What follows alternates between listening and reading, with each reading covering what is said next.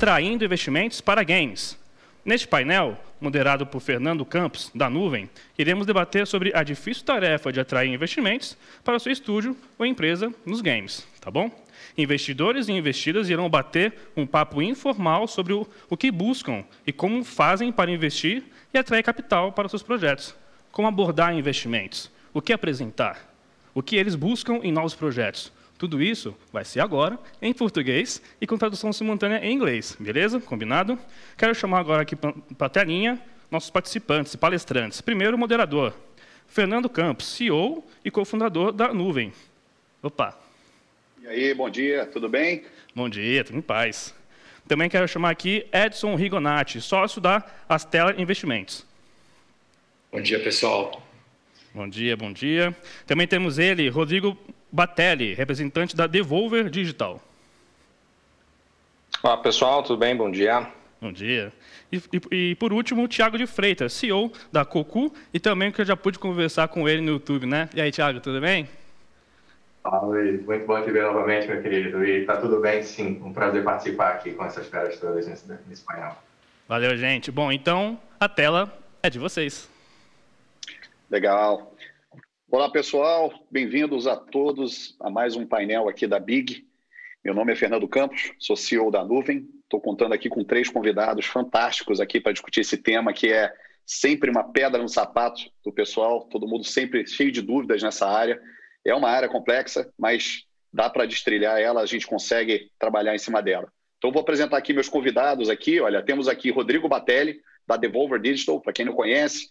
O Rodrigo navega no universo de games há quase 15 anos, representou empresas como Bethesda, Telltale, Turtle Beach, e ele atua atualmente, como ele mesmo diz, como um Minion na América Latina para a publisher Devolver Digital, que sempre acredita que o jogo deve ser divertido em vez de impressionante, né? Quem conhece a Devolver sabe que é uma publisher focada em indies, investiu e enfim, trabalhou com jogos fantásticos aí como Hotline Miami, My Friend Pedro, Serious Sam e vários outros grandes títulos. Também temos aqui o Edson Rigonati, da Astela Investimentos. Edson é sócio fundador da Astela Investimentos, um dos principais, mais respeitados fundos de Venture Capital do Brasil, com investimentos aí em empresas como Resultados Digitais e Culture Rocks. Então, um cara super legal, conhece muito dessa área também.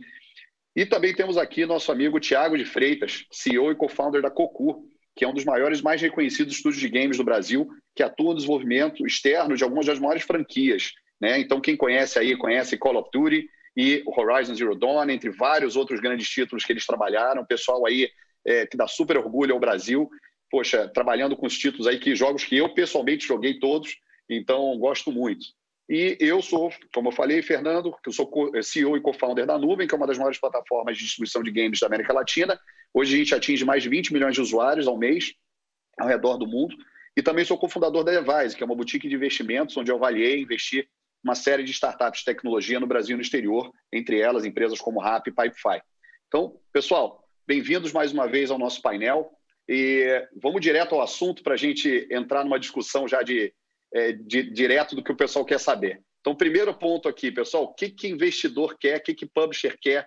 Então, assim, de poucas palavras, o que vocês buscam, né, quando vocês olham qualquer projeto, ou qualquer empresa, ou qualquer estúdio? Alguém se habilita? Vamos lá, Rodrigo. Joga publisher na fogueira. Vamos jogar publisher na fogueira, que o pessoal aqui quer ouvir. Não tem problema, não. Eu acho que independente do se é um investidor ou se é uma publisher, enfim, eu acho que no geral, assim, no escopo geral, acho que o que todo mundo acaba buscando evidentemente, são projetos bacanas com um potencial de rentabilidade, né? Eu acho que aliado a isso também muito a capacidade do dev de realizar esse projeto, né?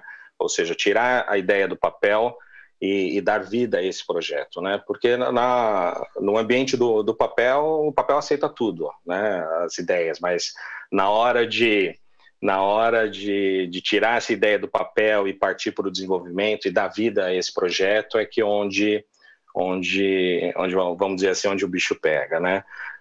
Talvez mude um pouco, dependendo do perfil do investidor, talvez mude um pouco o viés do olhar dele para o projeto, né? Alguns vão entrar olhando muito mais pelo conteúdo e indo para outras áreas, outros talvez comecem primeiro a olhar pela rentabilidade, os números, enfim, né? Mas eu acho que, de maneira geral, acho que são pilares importantes aí de que eles vão acabar olhando, né? Edson, a gente ouve um publisher, né, alguém como o Rodrigo falando, né, de execução, né, claramente, né, e esse é um mantra que a gente ouve muito em investimentos. O que você acha, Edson? Quer dizer, está alinhado com a visão de vocês na Stella? Quais são esses aspectos aí que pesam na hora de olhar um empreendedor, um dev de game, um cara que está criando um negócio novo desse? Como é que vocês enxergam isso? Cara, 100% alinhado com o que o Rodrigo está trazendo. Eu gosto de dizer que o meu dia a dia é igual do Rodrigo como publisher. Acho que ambos estamos tentando achar alguma coisa que vai levar a gente para o topo do Everest. Eu chamo o topo do Everest de unicórnio, o Rodrigo deve chamar de um jogo, né, blockbuster, né? Usado blockbuster por todo mundo. A estatística minha e dele é igual, né? De cada 1.000 startups que recebem anjo, ou de cada 1.000 ideias que ele produz, 100 chegam no Basecamp, 25 no P1, 12 no P2, 6, 3 e 1. Né? Então, o trabalho do investidor e do publisher é o mesmo. E aí, como que a gente faz isso junto? Né? Acho que essa que é a grande discussão.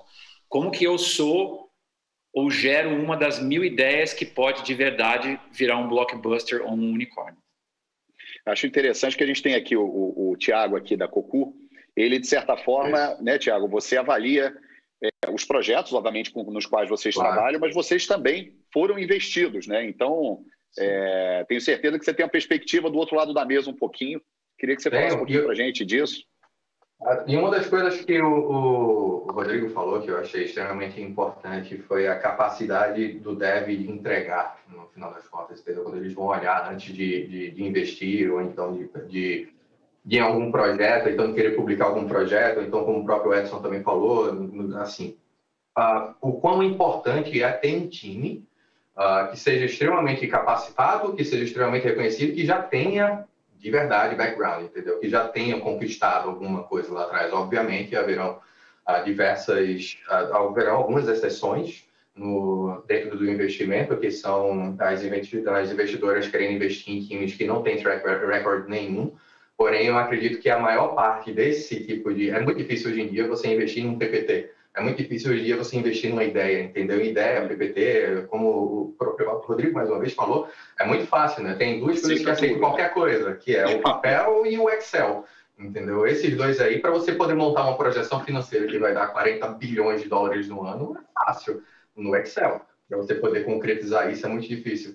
Então, do lado da Cocu, quando a gente foi falar sobre investimento, e ainda mais trazendo investimento para uma empresa que tinha uma chance de não ter um caminho que ia tornar-se um unicórnio, entendeu?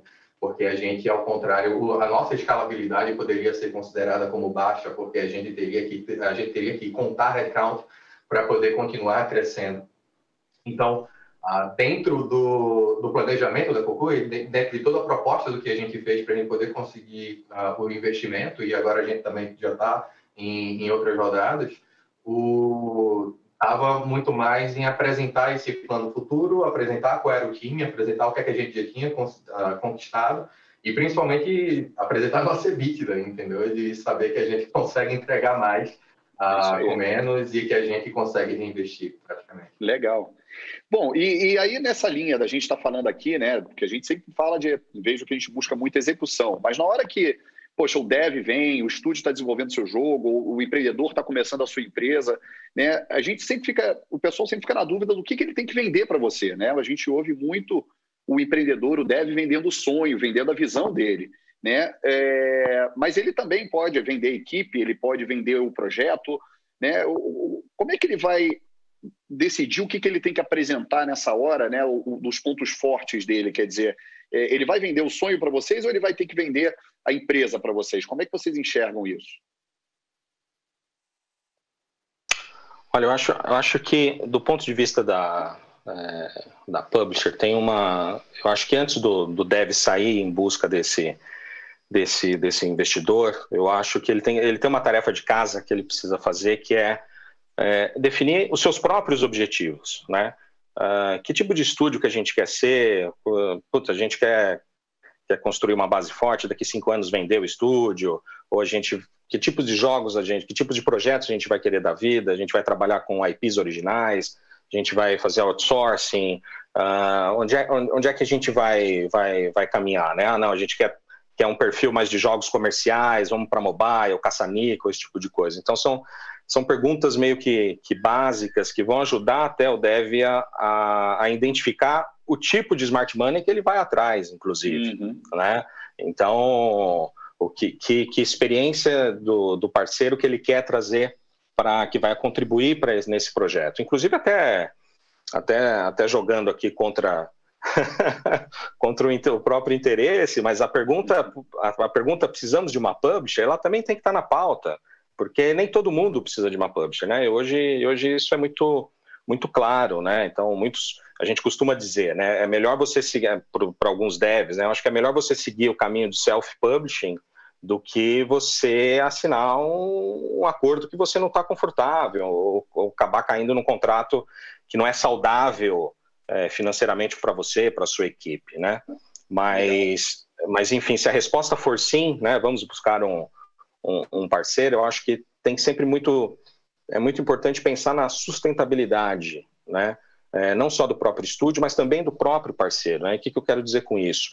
O dev também buscar informação sobre esse parceiro, né? Ou seja, fazer uma pesquisa. Quem são esses caras? Porque eu estava até comentando um pouco mais cedo hoje com o Edson, que na mesma proporção que todo ano cresce o número de jogos que são lançados, o número de estúdios indies que aparecem, é proporcionalmente igual ao número de fornecedores de serviços que aparecem para a área, o número de publishers indies que surgem todo ano. Então é muito importante também você se munir de informação sobre quem é esse parceiro, como é que da onde vem o dinheiro dele, porque você vai estar entrando num relacionamento de meses, às vezes talvez até anos, né? Então você precisa de alguém que vai te acompanhar todo esse tempo e que não que daqui 6 meses vai ter uma dor de barriga, fechou as portas, sumiu do mapa e deixa o estúdio na mão, né? Isso causa um prejuízo assim inestimável, né?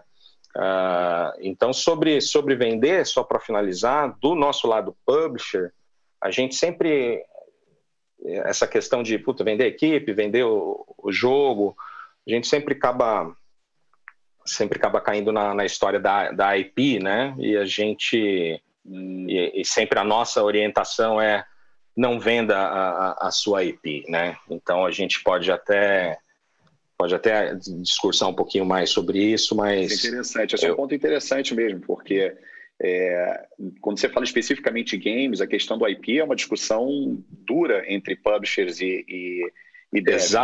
Exatamente. A gente vê alguns contratos horríveis que às vezes alguns devs assinam e infelizmente se arrependem lá na frente. Exatamente. A própria Devolver lá atrás, antes de surgir a Devolver, até os sócios fundadores da Devolver tiveram uma experiência bem traumática, tendo uma publisher AAA como sócia há muito tempo atrás. Então, assim, eles sabem onde dói no indie dev, né? E a Devolver nasceu com esse DNA indie. Então, ela sabe onde dói para o cara, né? Então, assim, se o jogo é seu, é sua criação, é o seu filho, a IP é a alma dele. Então, assim, você precisa cuidar dos dois, do filho e da alma. Então, assim, não venda a sua IP, porque ele é o elemento, acho que 100% original que você tem e ninguém mais tem, né? Ninguém mais vai ter aquilo. Então, e você não sabe quanto essa IP vai poder valer no futuro, daqui 5, 10 anos, né? Então, se alguém chega interessado na sua IP, é que ali já mostra que ela tem um potencial muito bacana. Alguém está vendo que aquilo pode vir a ser um filme, um quadrinho, uma camiseta, enfim, independente de qualquer que seja.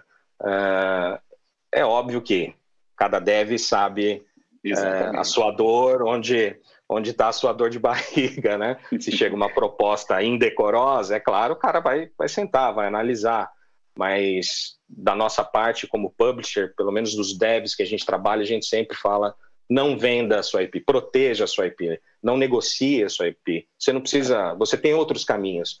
faça um contrato de exploração, dê os direitos para o parceiro explorar a sua IP durante um tempo e você cobra um royalty sobre isso, enfim, sobre a sua supervisão. Né? Tem alternativas. Exato, que você pode tem explorar. Alternativas, mas agora, sempre que possível, proteja a sua IP.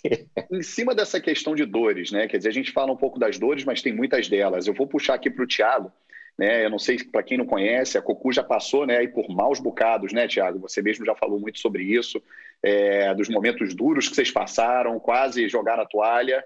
E, cara, hoje vocês, poxa, recuperaram, receberam investimento, estão aí bombando no mercado, são super respeitados, admirados. Conta pra gente aí como é que foi esse turnaround aí, pra gente conhecer. O que os investidores viram em você, afinal?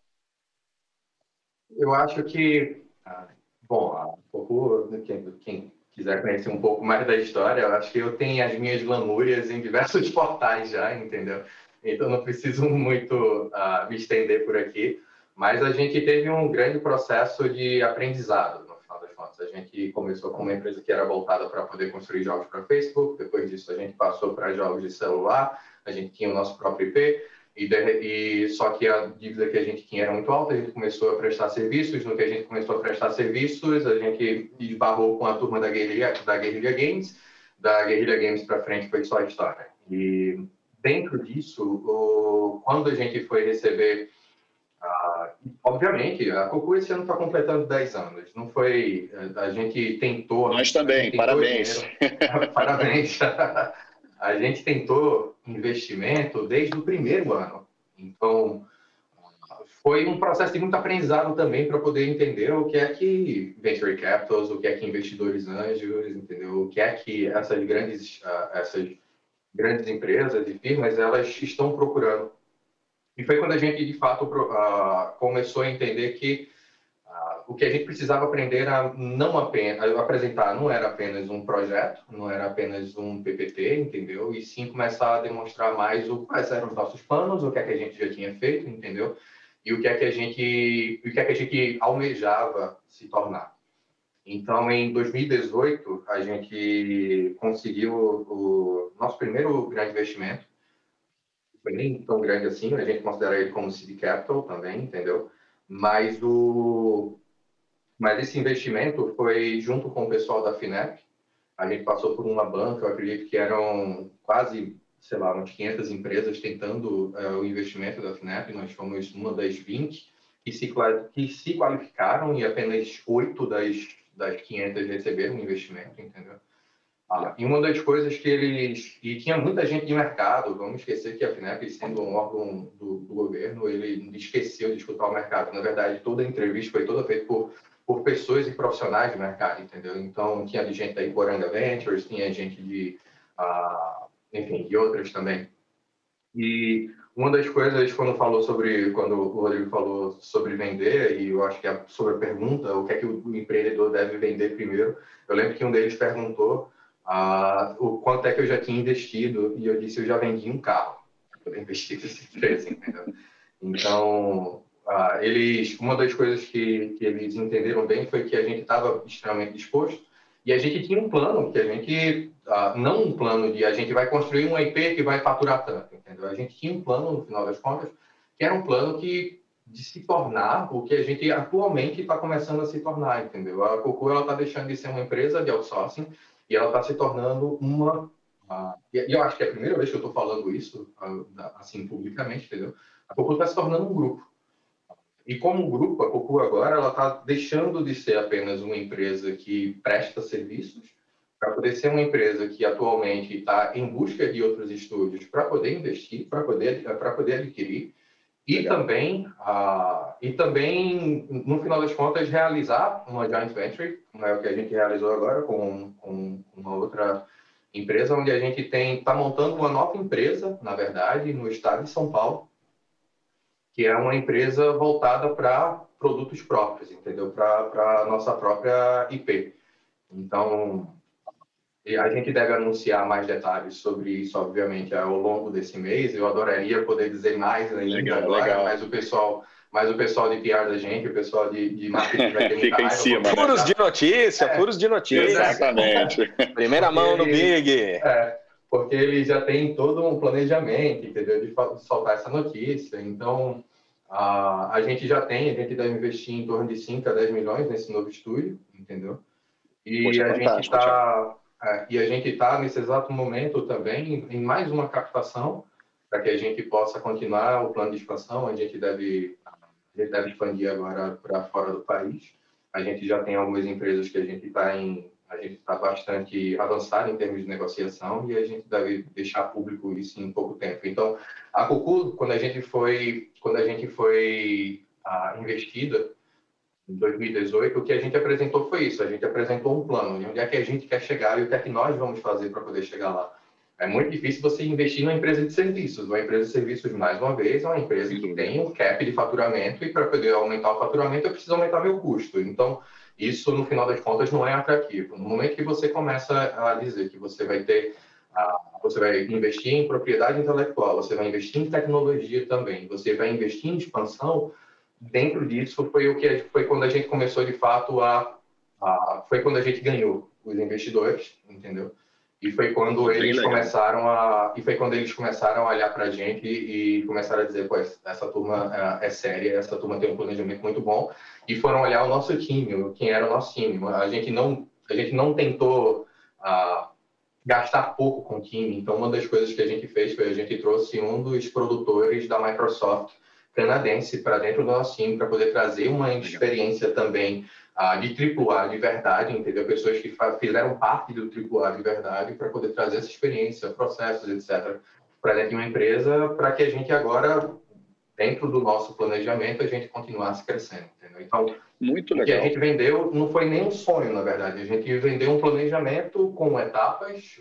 Ou seja, a capacidade de vocês, né? Quer dizer, vocês, Exatamente, mais uma vez, demonstraram a capacidade de entregar. Quer dizer, mesmo para quem ainda está começando, o que interessa para o investidor é a sua capacidade de entrega, né? Porque é isso que vai dar uma certa segurança de que ele vai fazer um bom investimento, né? Então, é muito interessante também. Parabéns aí pela inversão, né? Você sai de investida para investidora e também uma bela experiência isso. Assim, nessa linha, pessoal, assim, eu queria puxar aqui para o Edson, que, nossa, tem vários investimentos aí super legais, empresas super diferentes, mas uma discussão que a gente ouve muito grande na indústria, né, de quando você fala de tecnologia, de investimentos, é a diferença entre investir em um conteúdo versus investir numa empresa. Né? Então, a gente tem essa discussão de que, poxa, investir em conteúdo é muito difícil, o conteúdo é binário, é sim ou não, né? E empresa tem muito mais nuance, é muito mais fácil avaliar. Né? Hoje, eu mesmo, Fernando, tenho uma visão muito diferente. Antigamente, eu tinha uma visão de que conteúdo era uma coisa muito difícil de se avaliar como investir.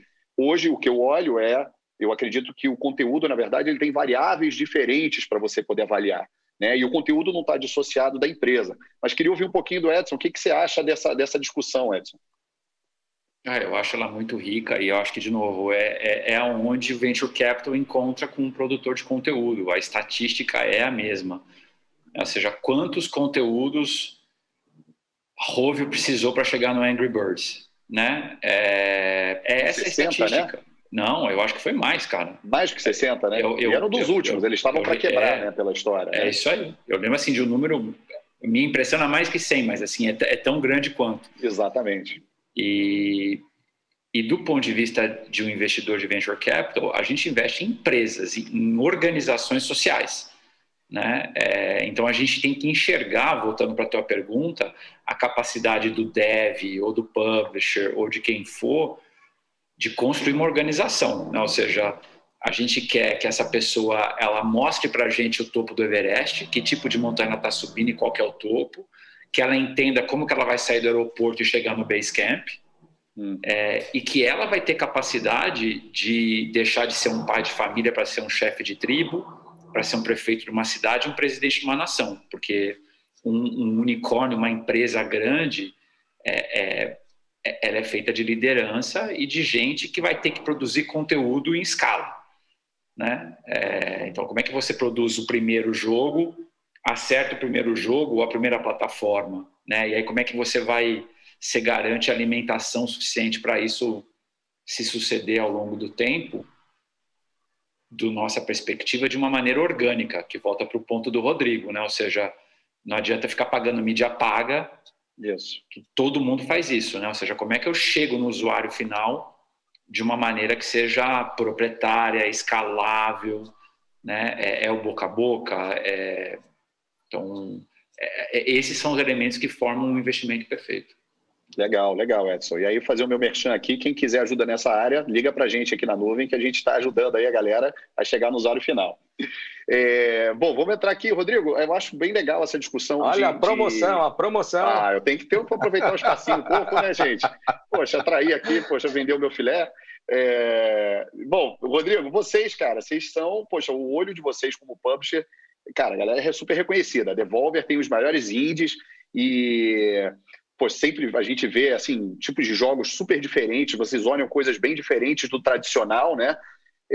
Cara, fala um pouquinho pra gente de tendência aí. O que o mercado tá olhando? O que vocês, como publisher, estão buscando em termos de estilo de jogo? Quais são as tendências que estão começando a aparecer aí que vocês acham interessantes? Cara, vamos... Os melhores indies, não sei se os melhores indies, mas talvez... bons indies. Talvez estilo, né? Alguns deles, os melhores, talvez irreverentes, eu acho que seria uma palavra interessante também. Mas é gozado, porque essa é uma questão sobre a escolha, né? A escolha dos projetos é uma das questões que mais fazem para a gente, né? E é uma pergunta que não vem só dos jornalistas, também vem da comunidade, vem dos próprios devs. Mesmo a própria Nintendo, um tempinho atrás, perguntou pra gente, como é que vocês procuram jogos? Que tipo de coisa vocês buscam? Né? Tem uma cara da Devolver, né? E na verdade, acho que até hoje a gente não consegue ter uma resposta definitiva para isso, né? Eu acho que o fator comum entre todos os projetos em que a gente já se engajou, eu acho que são bons jogos, né?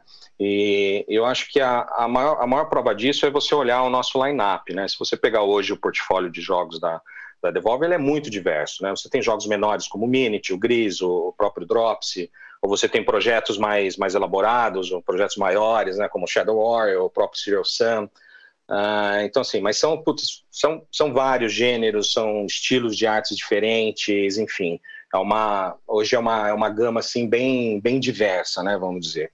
E isso se deve muito ao fato, Fernando, que o nosso modus operandi cada publisher tem o seu estilo, ou de buscar, ou de procurar. A gente não tem dentro da Devolver, a gente não tem uma pessoa responsável por scouting, né? A gente não sai, ninguém na Devolver sai buscando algum tipo de jogo em específico ou algo em particular, tipo, vamos atrás de um Battle Royale, porque tá na moda, todo mundo tá comprando, não sei o quê. Pra gente não funciona desse jeito, né? Sempre o modus operandi sempre foi muito na base de alguém da equipe, quando cruza ou vê um projeto diferente que faz o olhinho brilhar.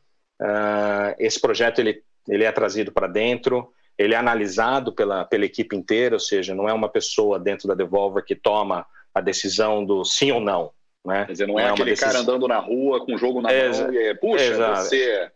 E na Devolver não tem uma pessoa que vai dizer, vamos publicar ou não, é uma decisão coletiva. Então o jogo entra, o projeto entra, todo mundo analisa, todo mundo joga, se diverte, enfim, dá suas opiniões, e aí é uma decisão coletiva do tipo, ok, vamos investir nesse projeto, vamos junto, e aí começa-se uma negociação com o dev, né? Mas geralmente é alguém que está tentando fazer algo um pouco diferente, né? E que a gente acredita que mais pessoas deveriam conhecer aquele jogo, né? Aquele processo. Seja ele um jogo grande ou pequeno. Não quero não quero parecer piegas no que eu vou dizer aqui, mas o nosso olhar nesse momento, para a gente não interessa se vai vender 1 milhão de cópias ou se vai vender 50 mil cópias, não é isso. Mesmo porque isso depende muito do escopo total do projeto, né? Para você poder validar isso como um success key, vamos dizer assim, né? Porque, na verdade, Fernando, sempre é uma aposta, né? Então, obviamente, você tem alguns indicadores e dados hoje em dia que, sem dúvida alguma, ajudam muito no processo de projeções de cenários, etc. Mas no final das contas, é no day one mesmo e no pós-lançamento que você vai descobrir se o jogo ele é um sucesso ou não, né? Legal, legal. E, pessoal, a gente está vendo aí, quer dizer, o mercado de games explodindo, né, galera? Então, obviamente tem um efeito Covid, mas eu tenho números, a gente tem mapeado isso bastante. O crescimento não é de agora, a gente sabe que a indústria de games hoje é uma das maiores indústrias de entretenimento do mundo. Já eu acho que mais de 6 vezes a indústria da música, mais do que o dobro da indústria de Hollywood. E esse crescimento também tem seus custos, né? Então, a gente sabe que nunca foi tão fácil e barato desenvolver games, né? Hoje em dia, todo mundo sabe, você tem acesso às mesmas ferramentas que as maiores empresas do mundo de games têm acesso. Todo mundo pode pegar Unreal, todo mundo pode pegar Unity e pode trabalhar e desenvolver seus jogos.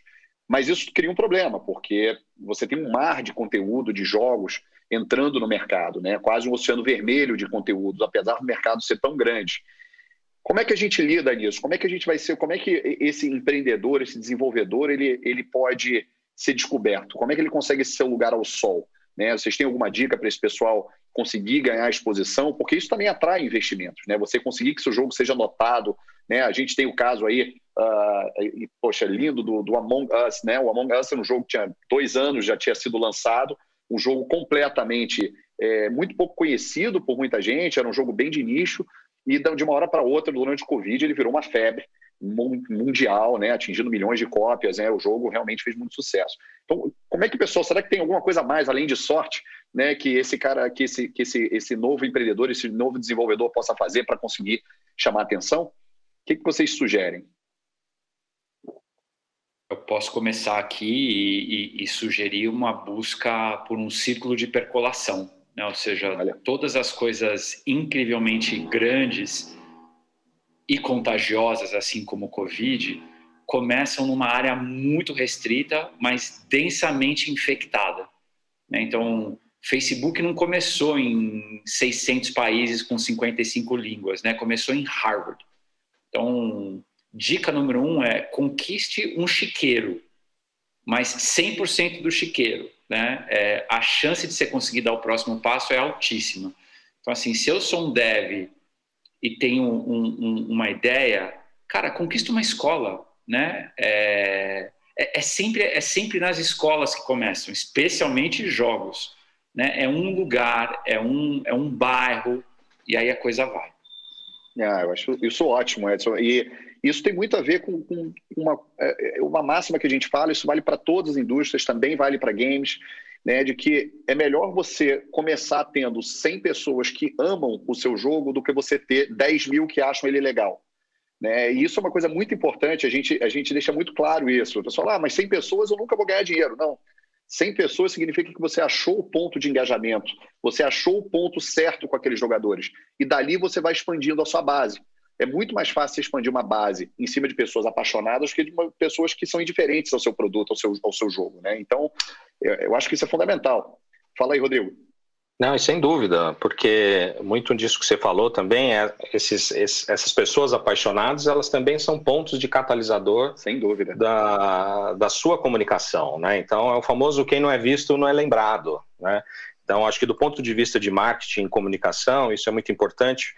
Eu acho que tem 2 pontos aí. Eu acho que, independente se você vai seguir o seu projeto sozinho ou com um parceiro, um investidor, uma publisher, enfim, eu acho que o quanto antes o dev ele conseguir começar a construir uma comunidade em torno do jogo dele, da sua IP, isso é extremamente importante, né? Porque começar a compartilhar o processo de desenvolvimento, olha aqui os ambientes que a gente está criando, esse é o universo, essas são as personagens, enfim, eu acho que isso é muito importante porque você vai engajando você já vai criando o seu chiqueiro, né, como o Edson falou, e essas galinhas vão fazer barulho, né, então, e aí os lobos começam a ouvir e vão começar a chegar também, opa, vamos ver que aqui tem coisa boa, né? Então eu acho que esse ponto para a questão da comunicação é muito importante. Quanto antes o dev ele conseguir começar a construir a sua comunidade em torno do seu jogo é importantíssimo, porque num segundo momento é isso que vai dar muito suporte para ele chegar e bater na porta de um veículo especializado para poder ter ferramentas e materiais e uma história para contar para um jornalista, passar isso para ele, para o jornalista poder escrever eventualmente uma matéria ou entrevistar alguém do estúdio, e mais para frente, obviamente, chegar até alguns influenciadores e poder ajudar nessa catalisação aí, nessa divulgação assim mais massiva, né, da história que você quer contar. Né? Legal, legal, é isso aí.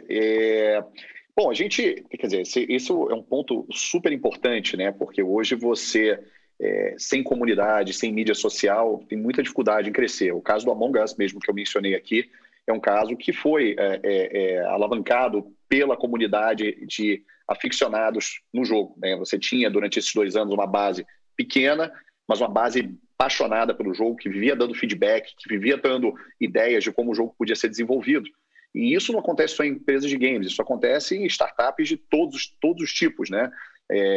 A gente tem que ouvir o nosso usuário, tem que dar atenção a ele. Não tem que dar atenção a só um deles, mas você tem que tentar entender o que eles estão tentando te passar. E a gente ouve também muita gente falando de temas um pouco diferentes hoje em dia, né? Quer dizer, a gente fala de blockchain em games agora.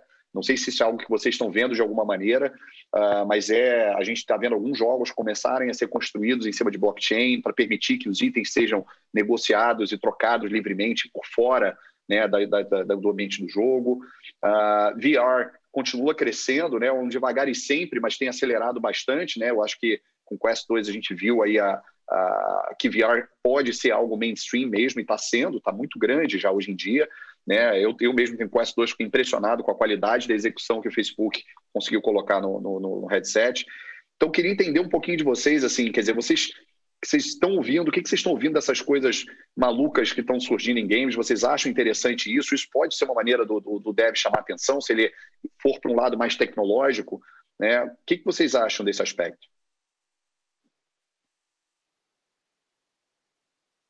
Olha, eu vou puxar para o Thiago aqui, que falou em tecnologia. Eu vou falar por 2 aspectos, né? O primeiro de tudo sobre tendência e o segundo sobre novas tecnologias. Sobre tendência, a gente trabalha diretamente com as maiores empresas do ramo de entretenimento voltado para PC, consoles e mobile também.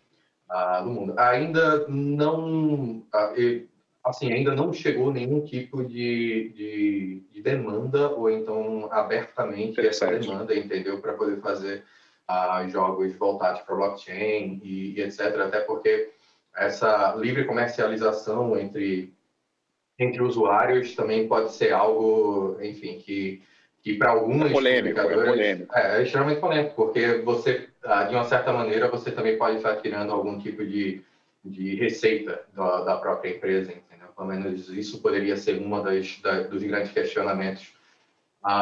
Então, ainda não chegou nenhum tipo de demanda em cima disso. Eu acredito que há sim uma certa tendência, obviamente. E acredito que o blockchain vai trazer diversas mudanças também para dentro de jogos. Acredito que o fato do blockchain, esse desconforto que pode estar causando agora nas gigantes, é unicamente pelo fato da inovação e pelo fato também da mudança. E toda mudança traz, querendo ou não, esse desconforto, entendeu? Até entender, até colocar a bola no chão e começar a jogar com ela, sair jogando com ela, leva algum tempo, entendeu? Então, sim, é algo ou melhor, algo que a gente ainda não viu como desenvolvedores, entendeu? Ainda não chegou para a gente, para que a gente pudesse dar o suporte. Porém, como nível de tecnologia, ainda é algo que eu que a empresa da gente ainda não começou a tocar, por exemplo. Entendeu? Porque ainda é um tema um pouco mais difícil. Atualmente, a gente vê o que é que são grandes trends atualmente, e o que eu consigo ver são os metaversos. Entendeu?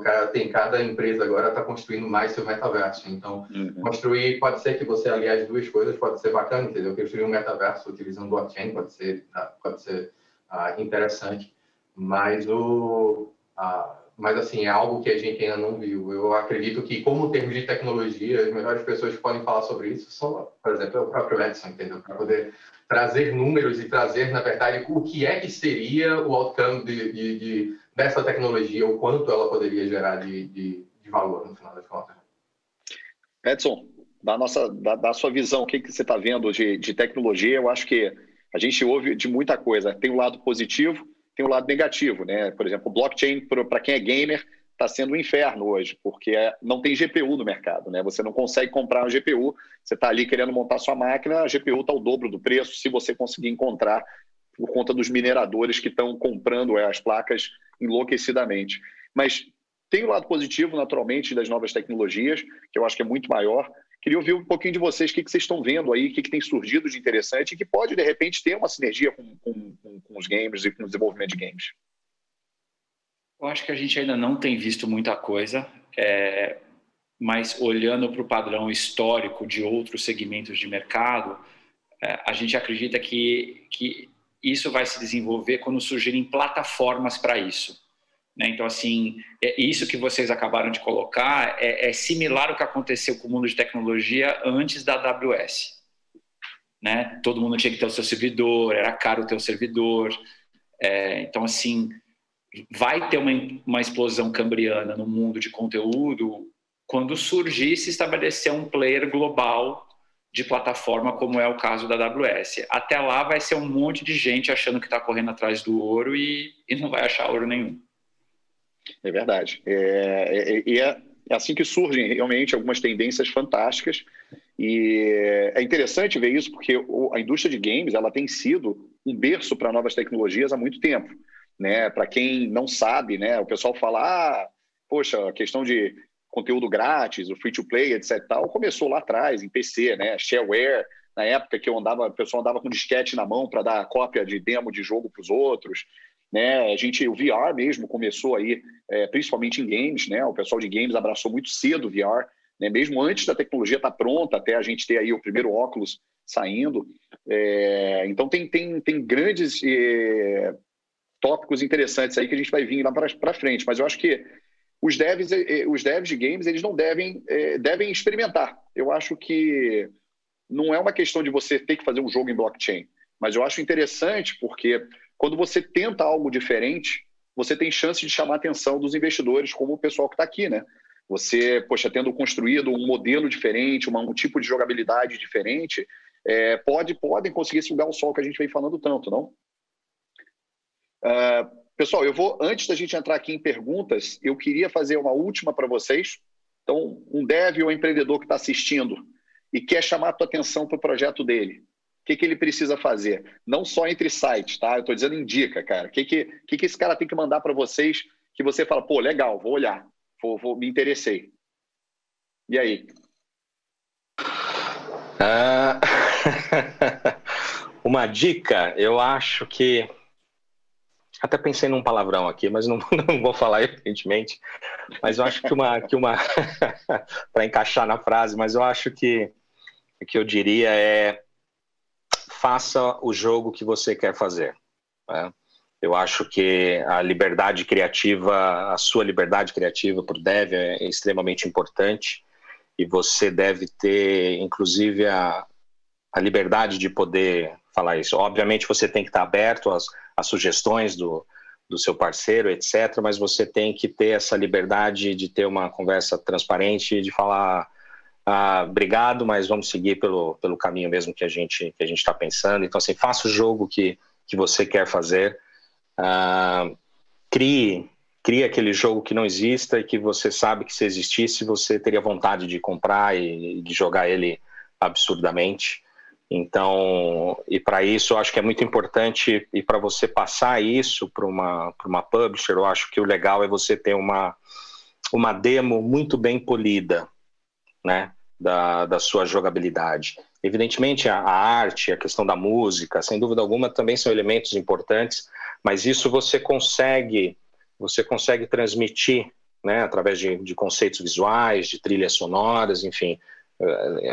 A projeção visual lá na frente ela é muito mais fácil de você levar isso para uma publisher. Agora, você ter uma demo bem polida que mostre o core da jogabilidade, que é o seu coração, o coração do seu projeto, que é o diferencial dele, que é o que você precisa transmitir. Eu acho que se você fizer isso, você já está Meio caminho. Mais da metade do caminho percorrido aí para ter um bom parceiro aí junto com você no projeto. Então, faça o jogo que você quer fazer e prepare uma demo bem polida. Legal. E, boa sorte. Maravilha. Eu acho Thiago? acho que uma outra boa dica também é, obviamente, saiba onde é que você está pisando, né? Se você está pisando dentro de um território de mobile, por exemplo, você não está querendo fazer um jogo que seja premium, por exemplo, então é bom que, aliado a tudo isso, você já, pelo menos é o que eu escutei durante muito tempo de diversas publishers, vote com KPIs, entendeu? Mostre que você conseguiu fazer pelo menos um soft launch por você mesmo, entendeu? E dentro de um território, volta muito para o que a Edson falou, entendeu? Conquista a tua Harvard ali primeiro e testa bastante na tua Harvard como é que todos os erros que tu pode cometer com aquele grupo, entendeu? E depois disso, aprenda, melhore, e depois disso você pode ir atrás. E primeiro de tudo é isso, são KPIs, e depois de KPIs, o mais importante, pode ser que você, para um jogo premium, pode ser que o fato dele ser um jogo extremamente divertido seja mais que suficiente. Para um jogo, se a pessoa quer tentar entrar no jogo de free-to-play, por exemplo, ele precisa apresentar como é que ele vai monetizar esse jogo. Premium é muito simples, você chegou, coloca na loja, a pessoa pagou, levou, acabou. Agora, para um jogo que é um serviço, você vai ter que mostrar como é que você vai monetizar e o que é que você vai vender e como é que você vai vender, entendeu?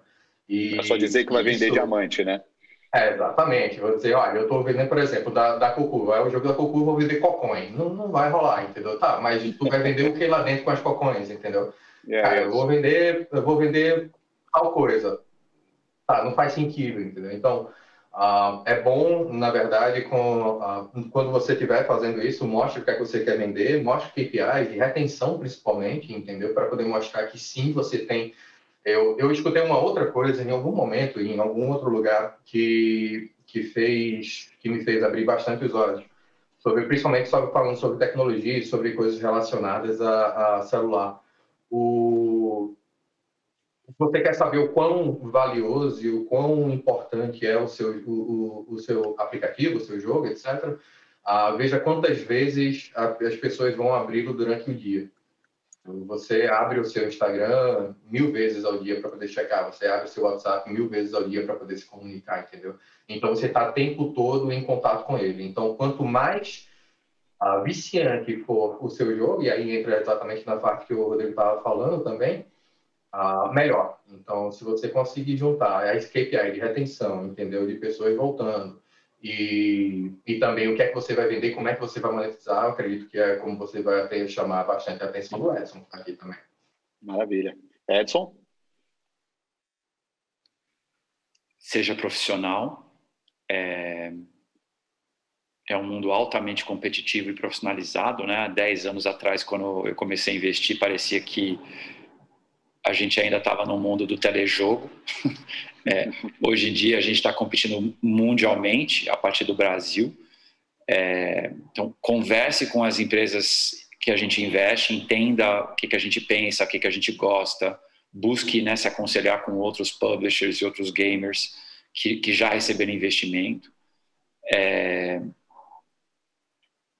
A quantidade de conteúdo que tem no Google sobre isso é bizarro. Então, assim, é imperdoável receber um pitch mequetrefe. É só colocar no Google Perfect Pitch for Fundraising Game Developer. Cara, você vai achar 500 modelos e... Tem muito conteúdo, né? Cara, então, assim, pesquisa, pergunta e venha preparadíssimo, né? E preparado para um relacionamento, não para uma venda. Esse é um outro erro comum, né? Então, esses investimentos são construídos ao longo de tempo, né? Então, esteja preparado para o relacionamento. Isso é bem legal, Edson. Assim, é muito comum você ver dev de jogo e empreendedor que vem, cara, give me the money, me dá o dinheiro e deixa eu fazer meu trabalho. Não é isso. Você tem um parceiro, você tem que olhar para ele como um sócio, alguém que vai estar com você num prazo razoavelmente longo da sua história. Então, realmente, isso é muito importante.